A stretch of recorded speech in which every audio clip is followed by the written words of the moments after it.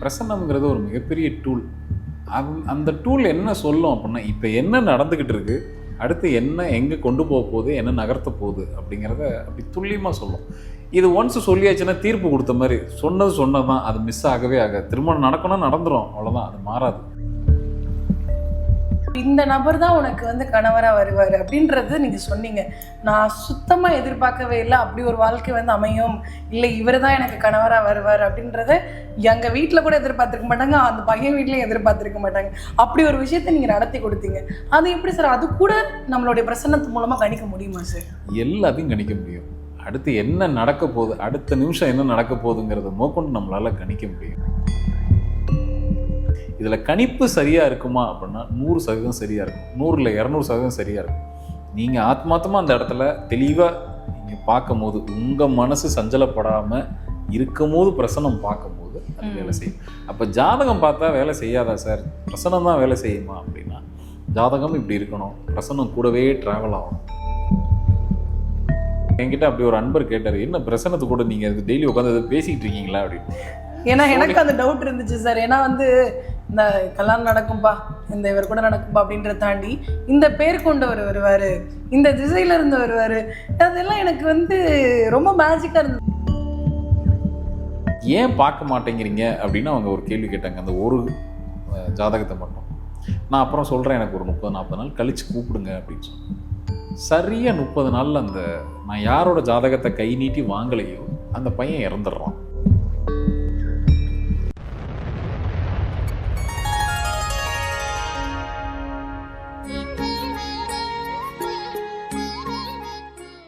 Sri மகாஸ் infinity நேயர்களுக்கு நர்மதாவின் அன்பான வணக்கம். நம்மளுடைய சேனலில் தொடர்ந்து பல்வேறு விதமான ஆன்மீகம் சம்பந்தமான தகவல்கள் பார்த்துட்ருக்கோம். அந்த வகையில் இன்றைக்கி நம்ம பார்க்க போகிற இந்த ஒரு பதிவில் நேயர்களாகிய நீங்கள் கேட்டிருக்கக்கூடிய கேள்விகளுக்கான பதில் தான் பார்க்க போகிறோம். அதை பற்றின தெளிவான விளக்கம் கொடுக்கறதுக்காக நம்ம கூட இன்றைக்கி ஆஸ்ட்ரோ நியூமராலஜிஸ்ட் டாக்டர் மகாஸ் ராஜா அவர்கள் அணிஞ்சிருக்கிறாங்க. வணக்கம் சார். பிரசன்னம் அப்படின்றத பார்க்குறீங்க சார். பிரசன்னத்து மூலமாக நிறைய பேருடைய லைஃப்பில் நாளைக்கு என்ன நடக்கும், இப்போ என்ன நடந்துட்டுருக்கு அப்படிங்கிறத நிறைய சொல்லியிருக்கீங்க. உதாரணமாக நானே இங்கே இருக்கேன் அப்படின்னு சொல்லலாம். ஏன்னா நேயர்களுக்கு தெரியாத உங்களுக்கும் எனக்கும் தெரியும். என்னுடைய வாழ்க்கையில் என்னோட திருமண வாழ்க்கையை கணிச்சு சொன்னதே நீங்கள் தான். ஒரு வாரத்துக்குள்ளே உனக்கு ஒரு கல்யாணம் ஆக போகுதுன்னு. சீரியஸாக நான் நம்பவே இல்லை. ஒரு வாரத்துக்குள்ளே ஒரு கல்யாணம் அப்படின்றது எப்படி பாசிபிளாக இருக்கும்? தலைகீழ நின்னாலும் அப்படிலாம் வாய்ப்பே கிடையாது. நீங்கள் சொல்லி உங்களை பார்த்துட்டு நான் போகும்போது கூட அப்படிலாம் நடக்காதுப்பா அப்படின்ற மாதிரி தான் நான் யோசித்தேன். ஆனால் நீங்கள் சொன்ன மாதிரி அதே மாதிரி ஒரே வாரத்தில் என்னுடைய கல்யாணம் நடந்துச்சு. அப்படிங்கிறப்போ எனக்கே அது ரொம்ப ஷாக்கிங்காக இருந்தது. இந்த மாதிரி எப்படி கெஸ் பண்ணுறீங்க சார், எப்படி கணிக்கிறீங்க இது இப்போது கண்டிப்பாக இப்படி நடக்கும் அப்படின்றது எப்படி இவ்வளோ துல்லியமாக சொல்கிறீங்க சார்? நீங்கள் சொன்னது எல்லாமே சரி, அது கெஸ் இல்லை, அது எல்லாமே கால்குலேஷன் தான். முதல்ல வாழ்த்துக்கள், உங்களோட திருமணத்துக்கு வாழ்த்துக்கள். சரி, இதெல்லாம் என்னென்னா நம்ம வெறும் ஒரு வட்டத்துக்குள்ளேயே சுற்றிக்கிட்டு இருக்கோம். பிரசன்னம்ங்கிறது ஒரு மிகப்பெரிய டூல். அந்த டூல் என்ன சொல்லும் அப்படின்னா, இப்போ என்ன நடந்துக்கிட்டு இருக்குது, அடுத்து என்ன எங்கே கொண்டு போக போகுது, என்ன நகர்த்த போகுது அப்படிங்கிறத அப்படி துல்லியமாக சொல்லும். இது ஒன்ஸ் சொல்லியாச்சுன்னா தீர்ப்பு கொடுத்த மாதிரி, சொன்னது தான், அது மிஸ் ஆகவே ஆகாது. திருமணம் நடக்கணும், நடந்துடும், அவ்வளோதான், அது மாறாது. இப்போ எல்லாரும் சொன்னது பழிக்குதா சார் அப்படின்னா, நம்ம ஆத்மார்த்தமாக அந்த இடத்துல அந்த சாஸ்திரத்தை பயன்படுத்தும் போது பழிக்கும். ஒரு வேளை அந்த இடத்துல விதி கொஞ்சம் இல்லைன்னா கூட யார் அந்த வார்த்தையை உச்சரிக்கிறாங்களோ அதை பொறுத்து ஒரு விஷயம் நடக்கும். அதை நம்ம எவ்வளோ டீப்பாக நம்புகிறோமோ அதை நம்ம உடலோடு ஒட்ட ஆரம்பிச்சிடும். இப்போ நான் இதுதான் எனக்கு ஜோதிடம் தான் வாழ்க்கைன்னு நான் வாழ்ந்துக்கிட்டு இருக்கேன், நான் வேறு எந்த வேலையும் பார்க்கல அப்படின்றப்போ அந்த வார்த்தை அந்த இடத்துல நின்று பேசும். இருந்தாலும் அன்னைக்கு பிரசன்னம் பார்க்கும்போது அமைப்பு அப்படி தான் இருந்தது. அப்போது இந்த டேட்டுக்குள்ளே நடந்துடும், கண்டிப்பாக திருமணம் நடந்துடும் அப்படின்னு நான் தைரியமாக சொன்னேன். இந்த டேட் அப்படிங்கிறது கூட ஓகே சார் சொல்லிட்டாரு, பெரியவர்கள் வாக்கு பலிக்கும் அப்படின்ற மாதிரி ஒரு குருநாதருடைய வாக்கு பலிச்ச மாதிரி. ஆனால் இந்த நபர் தான் உனக்கு கணவராக வருவார் அப்படின்றது நீங்கள் சொன்னீங்க. நான் சுத்தமாக எதிர்பார்க்கவே இல்லை அப்படி ஒரு வாழ்க்கை அமையும், இல்லை இவர் தான் எனக்கு கணவராக வருவார் அப்படின்றத எங்கள் வீட்டில் கூட எதிர்பார்த்துருக்க மாட்டாங்க, அந்த பையன் வீட்லையும் எதிர்பார்த்துருக்க மாட்டாங்க. அப்படி ஒரு விஷயத்தை நீங்கள் நடத்தி கொடுத்தீங்க. அது எப்படி சார் அது கூட நம்மளுடைய பிரசன்னத்து மூலமாக கணிக்க முடியுமா சார்? எல்லாத்தையும் கணிக்க முடியும். அடுத்து என்ன நடக்க போகுது, அடுத்த நிமிஷம் என்ன நடக்க போகுதுங்கிறத மோக்கொண்டு நம்மளால் கணிக்க முடியும். இதில் என்னென்னா தேவையில்லாத எக்ஸாசரேஷன் தேவையே இல்லை. இது ஒரு சாஸ்திரம். இது நீங்கள் சயின்ஸாக பார்த்தீங்கன்னா சயின்ஸு, இதை ஒரு கால்குலேஷனாக ஒரு மேத்தமெட்டிக்கல் கால்குலேஷனாக பார்த்தீங்கன்னா மேத்தமெட்டிக்ஸு, இல்லை இதை நான் ஒரு தெய்வீக விஷயமா அப்படி அதுக்கும் அது சரின்னு தலையாட்டும். நீங்கள் எப்படி பார்க்குறீங்களோ அப்படி இருக்கும். இதில் கணிப்பு சரியாக இருக்குமா அப்படின்னா 100% சரியாக இருக்கும், 100ல் 200% சரியாக இருக்கும்.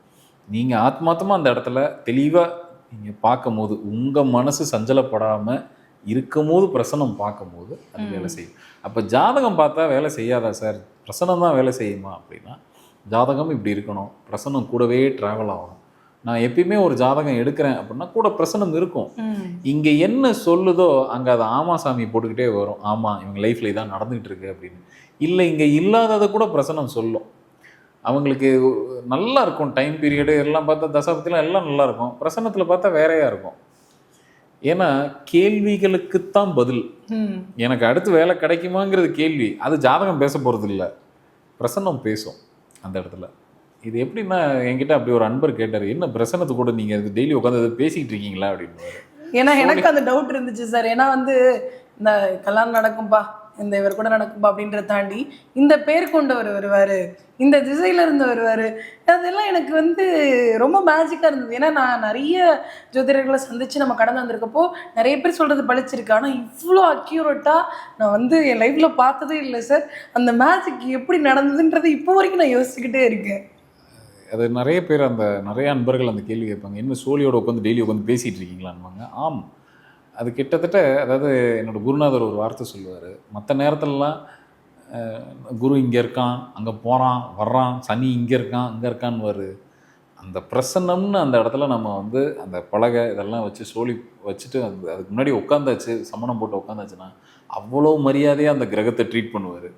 குரு இங்கே இருக்காரு, சனி, ஏன்னா கிரகத்துக்கு காது கேட்கும் அப்படின்னு சொல்லுவார்.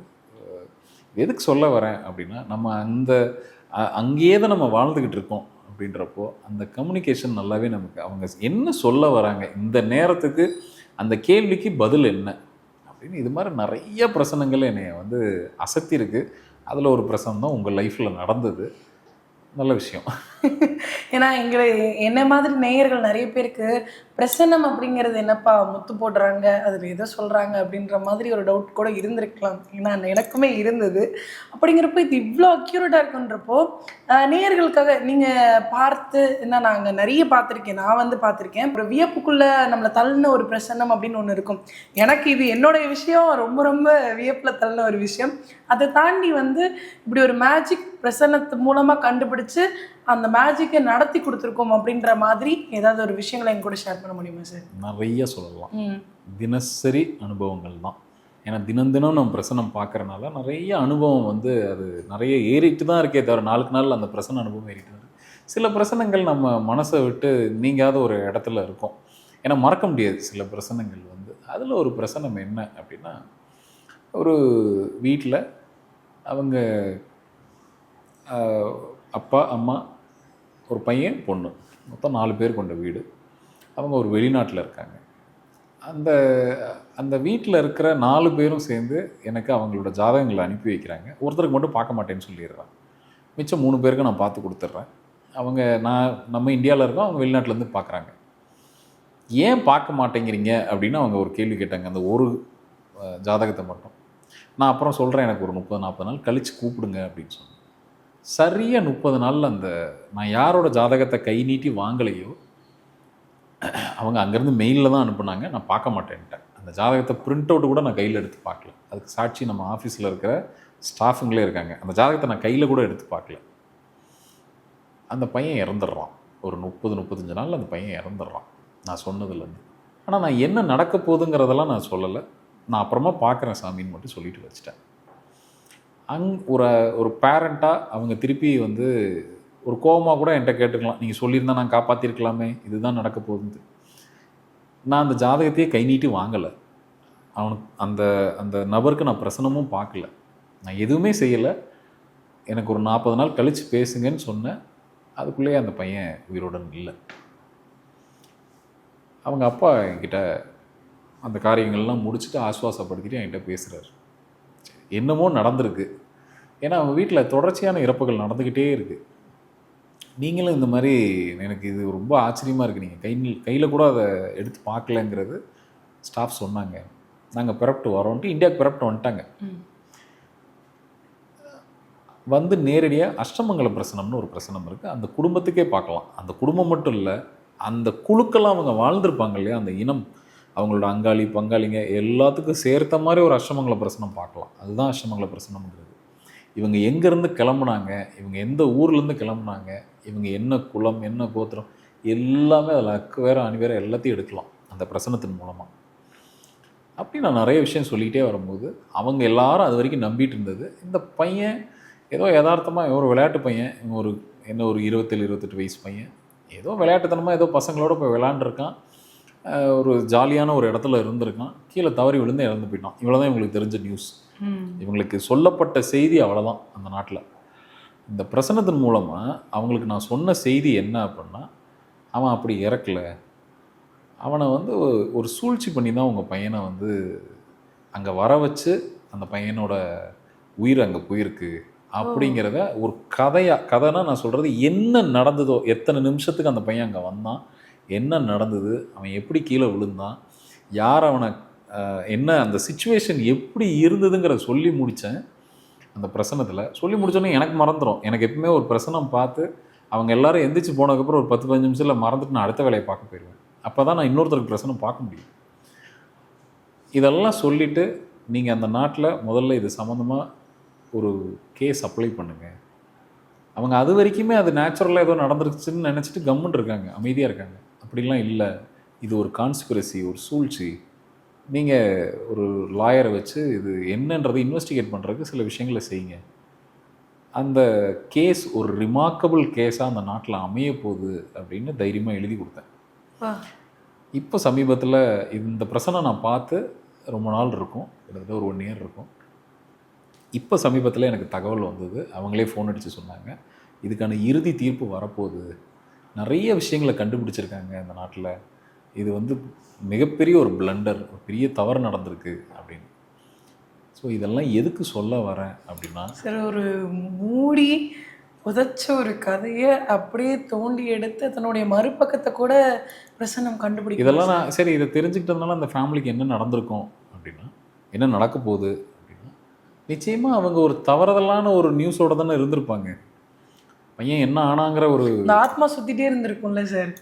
இன்னைக்கு அதை ஒரு நல்லபடியாக அனுப்பி வச்சோங்கிற ஒரு திருப்தி அவங்களுக்கும் இருக்குது, எனக்கும் இருக்குது. இப்படி தான் இந்த பிரசனம் செய்யும். இந்த மாதிரி நம்ம தெரியாமல் விட்டுறோம் இல்லையா, இதுதான் அந்த ஃபேமிலியவே பாதிக்கும் பிற்காலத்தில். ஸோ பிரசனம் பேசாத விஷயமே கிடையாது. பிரசனத்தில் எல்லாத்தையும் நம்ம கேட்கலாம். பிரசனத்தின் வாயிலாக நம்ம தெரிஞ்சிக்க முடியாத விஷயம்னு ஒன்று கிடையவே கிடையாது. அங்கே கேள்வியில் ஆத்மார்த்தமாக அவங்க வந்துட்டாங்கன்னா ஆத்மார்த்தமாக அங்கே பதில் வந்துக்கிட்டே இருக்கும். இதெல்லாம் என்னால் லைஃப்பில் மறக்க முடியாத நிறைய பிரசனங்கள் பார்த்துருக்கேன். இந்த பிரசனம்லாம் என்னால் லைஃப்பில் மறக்கவே முடியாது. அப்படி ஒரு பிரசனம் தான். கண்டிப்பாக வாழ்க்கையில் நிறைய குழப்பங்கள், இல்லை முடிவெடுக்க முடியலை, இல்லை ஏதோ ஒரு பிரச்சனையை நம்ம சூழ்ந்துக்கிட்டே இருக்குது அப்படின்ற பட்சத்தில் கண்டிப்பாக சார்கிட்ட ஒரு பிரச்சனை பார்த்தா அவங்க லைஃப் இருக்கிற பிரச்சனையெல்லாம் தூக்கி ஓரமாக வச்சுட்டு ஸ்மூத்தாக போயிடலாம் அப்படின்றதுக்கு நிறைய எக்ஸாம்பிள்ஸ் இருக்காங்க, கூட நானும் இருக்கேன் சார். உண்மையான ஒரு விஷயமா பார்த்துருக்கோம்.